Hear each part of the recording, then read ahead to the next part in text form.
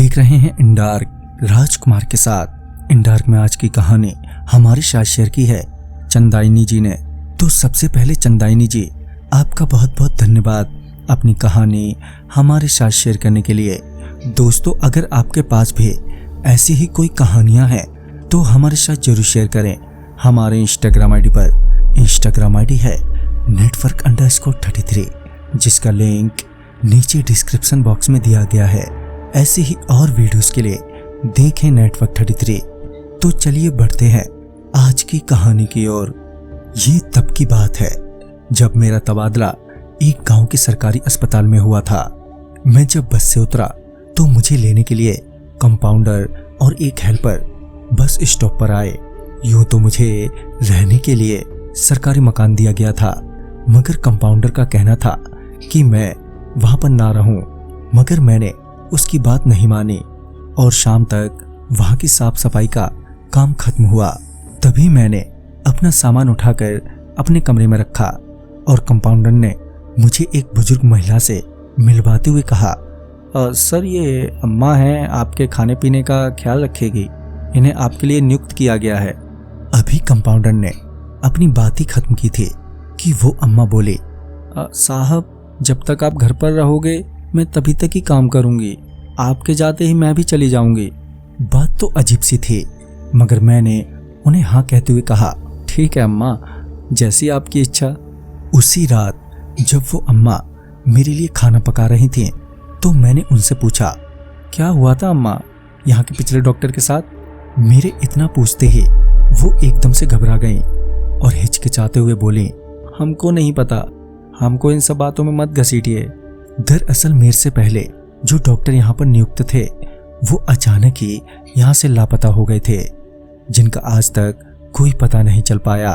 इसलिए मुझे कंपाउंडर कहीं और रहने के लिए कह रहा था। खाना खाने के बाद वो अम्मा वहां से चली गईं और मैं भी अपने बिस्तर पर लेट गया। मुझे अभी नींद भी नहीं आई थी कि मुझे लगा कि कोई खिड़की के अंदर झांक रहा है। मैं तुरंत ही बाहर निकला तो मैंने देखा कि एक लड़की डरी और सहमी अपनी नजरें नीचे झुकाए खड़ी है। मैंने उससे पूछा। इस पर उसने जवाब देने की जगह मुझसे ही पूछ लिया, आप ही यहाँ के नए डॉक्टर साहब हैं क्या? इस पर मैंने कहा, हाँ क्यों, क्या बात है? फिर उस लड़की ने कहा, वो क्या है कि मेरे पिताजी की तबीयत खराब है, क्या आप उनका इलाज कर देंगे? इस पर मैंने कहा, हाँ क्यों नहीं, कल अस्पताल में ले आना, ठीक है।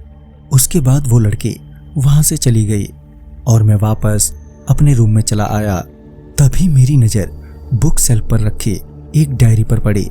जब मैंने वो डायरी खोलकर देखी तो मुझे पता चला कि वो डायरी सुभाष डॉक्टर की है, जो यहाँ के पिछले डॉक्टर थे। पहले एक दो पेज पढ़े तो उनकी डायरी में पढ़ने में मजा सा आने लगा, लेकिन मुझे सुबह अस्पताल भी जाना था तो मैं सो गया। अगले दिन अस्पताल जाते वक्त मैंने वो डायरी अपने साथ ले ली, मगर काम इतना ज्यादा था कि वक्त ही नहीं मिला। तो सोचा कि क्यों ना इस डायरी को स्कैन करवा के मोबाइल या लैपटॉप पर डलवा लेता हूँ, जब भी वक्त मिलेगा तो पढ़ लूंगा। तो मैंने हेल्पर को वो डायरी स्कैन करवाने के लिए दे दिया। अभी मैं अस्पताल में ही था कि एक औरत वहां आई। वो देखने में गांव की नहीं लग रही थी।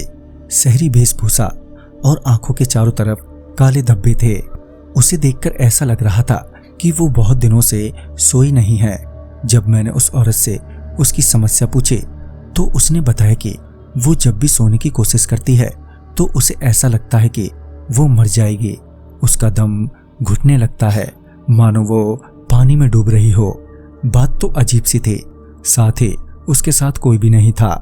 तो पहले कुछ पेपर वर्क के बाद मैंने उसे नींद का इंजेक्शन दे दिया ताकि वो आराम से सो सके। मगर उसके सोते ही उसके चेहरे पर और शरीर पर अजीब से निशान उभरने लगे, जैसे उसे कोई मार रहा हो। और फिर कुछ देर बाद वो मर गई। पोस्टमार्टम रिपोर्ट में जो मौत की वजह सामने आई वो भी चौंकाने वाली थी। रिपोर्ट के अनुसार उसकी मौत दम घुटने के कारण हुई थी। बड़ा ही अजीब दिन बीता। शाम को जब मैं सुभाष की डायरी, जो अब मेरे फोन में स्कैन फाइल के रूप में थी, पढ़नी शुरू की। डॉक्टर सुभाष किसी गांव वाली लड़की के प्यार में पड़ गए थे और उनका मिलना जुलना गांव के तालाब पर होता था। बाद में उस लड़की ने सुभाष डॉक्टर से बड़ी अजीब सी फरमाइश की, जिसे सुनकर डॉक्टर सुभाष भी दंग रह गए। उस लड़की ने डॉक्टर सुभाष से 21 लोगों की बलि का इंतजाम करने को कहा ताकि वो लड़की अपनी काली शक्तियों को सिद्ध कर सके। पहले तो डॉक्टर सुभाष बिल्कुल भी नहीं माने, मगर बाद में उन्हें झुकना ही पड़ा और धीरे धीरे डॉक्टर सुभाष ने अस्पताल में आने वाले मरीजों को उस लड़की के हवाले करने लगे, जिसमें ज्यादातर बच्चे और बूढ़े थे। इसी तरह उन्होंने लगभग 20 लोगों की बलि दे डाली, मगर वो 21वीं बलि का इंतजाम नहीं कर पा रहे थे। उसके बाद से आगे के स्कैन फाइल का अगला पेज खुल नहीं रहा था। आगे क्या लिखा था मुझे पता नहीं।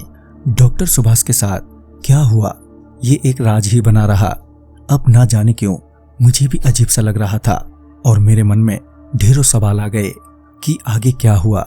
दोस्तों, ये जानने के लिए देखें इस कहानी का अगला भाग अगले शनिवार को। तो मैं आपका दोस्त राजकुमार जल्द ही मिलूंगा। तब तक के लिए बाय एंड टेक केयर।